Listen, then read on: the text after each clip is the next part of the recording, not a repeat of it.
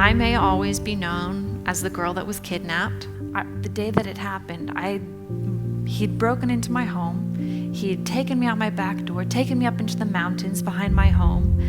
And almost the first thing he did when he brought me into camp was he had his wife come out and he had her change me, and she tried to sponge bathe me.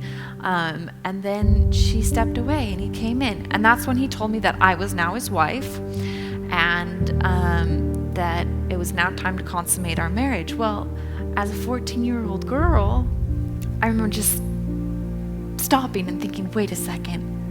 And I had this thought of what he could possibly mean. I had it come to my mind. I remember thinking, no, that's not possible. One human being couldn't possibly do that to another one. No one's that evil.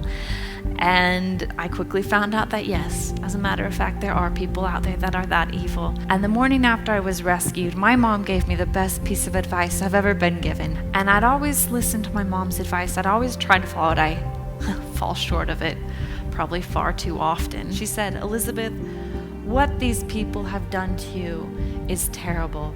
And there aren't words strong to describe how wicked and evil they are. They have stolen 9 months of your life away from you that you will never get back.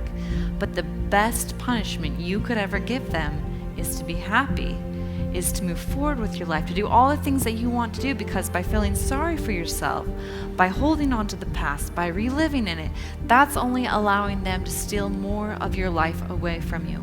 And they don't deserve that. They don't deserve a single second more. So you need to be happy and you need to move on with your life. And I remember leading up to the trial, I was actually very nervous to see my captors again. I hadn't seen them in person since the day I was rescued.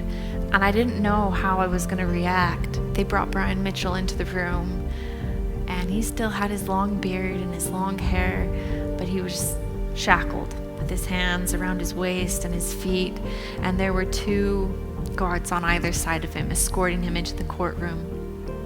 And I realized in that moment that I had followed my mom's advice, that I didn't need to be scared of what he would make me feel, because I realized that he had no power over me anymore.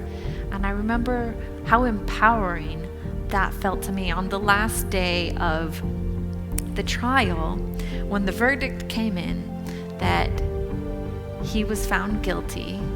I remember the judge looking at me and asking me if I had anything to say to him. And I do remember just standing up and saying that he had no further hold on me, that he never would, and that I was going to live a wonderful life. And if I didn't say that in words, I certainly thought that. I realized that forgiveness is not for the other person, it's for yourself. Life is so worthwhile, and no matter what has happened to you, no matter what your background is, no matter what your past is, each of us deserve to be happy. Bad things do happen, but that doesn't mean that they need to define us or to destroy our life. And yes, I may always be known as the girl that was kidnapped, but that's okay, because I know that that's not all who I am. That happened to me, but I have not let that stop me from going on, getting married, having a family, becoming an advocate for change, becoming an advocate for women and children, and really all victims. We have things that happen to us, and yes, they shape us, they mold us, but they don't have to define us, because in the end, what defines you is how you react, are the decisions that you make. So I hope that whatever you're faced with, whatever you deal with, you just remember that you are who you decide to be. You are captain of your destiny. You are the one that decides who you are.